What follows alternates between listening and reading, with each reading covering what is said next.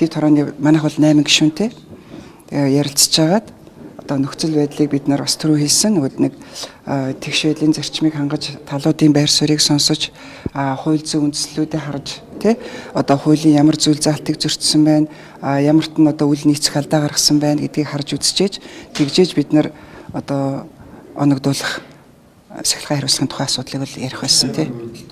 Наара гişүү өөрийнхөө Facebook тавьсан байсан шүү дээ. Тэр өргөдлүүд бүгдийг ижлэхэн одоо утгатай тэг яг ижлэхэн ингээ нэг хүн бичсэн юм шиг өргөдлүүд байсан ингээд тавьчихсан байсан шүү дээ.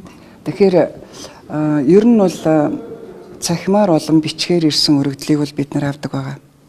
За ингээд цахимаар ирсэн өргөдлүүд дотор бид нар үзэлгүй яах вэ, нягтлалгүй яах вэ? Тэгэхээр 3 өргөдөлд 48 өргөдлийн 3 нь одоо яг давтагдсан тийм зүйл бол байгаа. 3 өөр хүнээс ирсэн. Тэгэхээр энэ бол нэг талаас нэгэнт одоо тэр тухайн хүмүүс өөрийнхөө одоо өргөдөл тавигдах шаардлагыг бичиж тий одоо нэр устдаагаа тодорхой хаягнаас одоо бичсэн тохиолдолд бид нар тэр өргөдлийг авахаас арга байхгүй. Гэхдээ энэ яагаад нэг ижлэхэн өргөдөл 3 хүнээс ирв? Яагаад та нар гуруула бие биенээсээ одоо юу гэдгийг тий одоо нөгөө нэг хуулчив гэдгийг л бид нэр тодруулах нь бол бидний ажил бол биш. Зүгээр энэ 48 өргөдлийн 3 нь бол ижлэхэн байсан нь бол тийм байсан. Гэхдээ тийм. Өнгөрч 7 хоногт улсын хурлын гишүүн их төвшин бас хотын орлогч даваад лагийн бие таалтсан энэ одоо үйлдэл болсон шүү дээ. Яг энэ үйлдэл дээр жишээлбэл тодорхой одоо гомдолч гэдэг юм уу 900-ийн тороо дээр ирсэн зүйл байгаа юу? Ер нь яг энэ улсын хурлын гишүүний бас 900 гэдэг утгаараа гомд гаргаагүй байсан ч бас шалгах ер нь одоо ийм орчин юм байгаа юм. Тэгээ Наара гишүүний За улсын хурлын одоо 900 дэд хороо тэр тусмаа улсын хурлын гишүүд одоо хуульд юу гэж заасан юм? Хууль одоо юу зөвшөөрөгдсөн тэрний дагуу бид нар ажиллах үүрэг хүлээдэг. Тэгэхээр 904-д одоо 900 дэд хороо иргэдээс авал өгөөл одоо улсын хурлын гишүүдээс өргөдөл ирсэн тохиолдолд тухайн асуудлыг авч хянан шалгадаг байгаа. Бид нар одоо өөрийн санаачлагаараа тий илт ямар нэгэн 900 ноцтой зөрчил гарсан байлаа гэхэд өөрийн санаачлагаараа тухайн асуудлыг барьж аваад хянаа шалгаад явах тийм зохицуулт биднэрт байхгүй байгаа. Нэг талаас нь 900 оронтойгоо хөтлөө гэсэн гэж хэлсэн шүү дээ. Мэдээлэл эрсдэл бол. Одоо биднэрт одоо уг нь яг одоо их төвшин гишүүнээс өргөдөл ирсэн зүйл бол байхгүй байна. 900 дэд хороо ерөн сүүлийн үед хуралдаж чадахгүй гарч бүрдэхгүй шалтгаан. 900 дэд хороо за сая чуулган завсарлаж ялаа. Тэ завсарлагаар бол одоо гишүүд чинь бас томилтой ажил төрөлтэй байгаад байдаг. За чуулган эхлээд 3 сарын 16-нд чуулган эхэлсэн. За одоо ингээд энэ хугацаанд бол бид нар одоо ер нь бол ирсэн өргөдлүүдийг судлах асуудлууд бид нар бодиттой хандах хэрэгтэй, нягтлах хэрэгтэй, зөв зүйтэй үнэн зөвийг нь бид нар тогтоох хэрэгтэй. Энэ дээр бол маш хэмжээний бас үйл ажиллагаа цаана явагддаг. Тэгэхээр энэ ажлууд бол хийгдэж байгаа. За дөрмээрээ манай гишүүдэд одоо ирсэн өргөдөл гомдлууд хуваарлагддаг. Тэгэхээр нэг эсвэл 2 гишүүнд эсвэл ажлын хэсэг байгуулад бид нар ирсэн өргөдөл гомдлуудыг хуваарлж дор бүрэндээ тэрийг бид нар шалгаж нягтлж явдаг.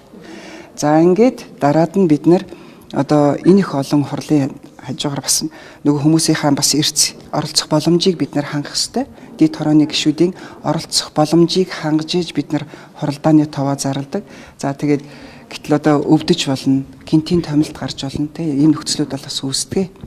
Өнөө өглөө гэхэд гомдол ирсэн Наара гишүүн торгоолуудын гомдлоод намайг шалгалтлаа гэсэн байр суурийг илэрхийлсэн байсан. За энэ ер нь бол нэр усаа тодорхой бичсэн тий. За өөрийнхөө хаяг нэр усаа яг тодорхой бичсэн ийм одоо бичгээр болон цахимаар ирж байгаа өргөдлийг бид нар хүлээж авах хуулийн тийм зохицуулттай. Наара гишүүний хувьд энэ гомдол гаргасан 48 хүн өөрсдөө яг биеэрээ ирж хуралд оролцмоор байна гэдэг ийм байр суурийг илэрхийлсэн. Тэгэхгүй бол одоо жинхэнэ хүн мэддэхгүй байна. Тэгэхээр ер нь бол одоо за бид нар чинь нэлээд одоо ярих нь өргөдөлд бол ерөнхийдөө иргэдийн одоо бичиж байгаа өргөдөлд бол 5 үндсэн одоо үндслэлтэйгээр өргөдлүүдээ гаргаад байгаа. Тэгэхээр бид нар энэ одоо нэлээд олон нь 48 өргөдөлд чинь 5 үндслэл байна гэж бодохоор тий аль нэгээс нь бид нар төлөөлүүлээд одоо бас хуралд оролцуулах боломжтой. Бүгдээрэнд нь бол бид нар манай ажлын албанаас одоо өргөдөл гаргасан бүх хүмүүстэд имэйл хаягаар нь бас утсаар хурлын талаар мэдэгдсэн байгаа. За одоо өөрийнхөө санал хүсэлтээ илэрхийлэх, өөрийнхөө гомдлыг гаргах эрхэн тэр хүмүүсийн ирээд бас одоо өөрийнхөө өргөдлийн үндслэлийг тайлбарлах эсэх нь бас тэр хүмүүсийн эрхийн асуудал. Таван үндслэл юу юу байна? За одоо ард түмний элчийн хувьд одоо ард түмнийг одоо бүдүүлэг үг хэлгээр доромжилсан. За энэ тухай асуудал байгаа. За одоо би энэ дээрээс нь та бүхэнд харж байгаа ерөнхийдөө тодорхой хэлээд өгчий.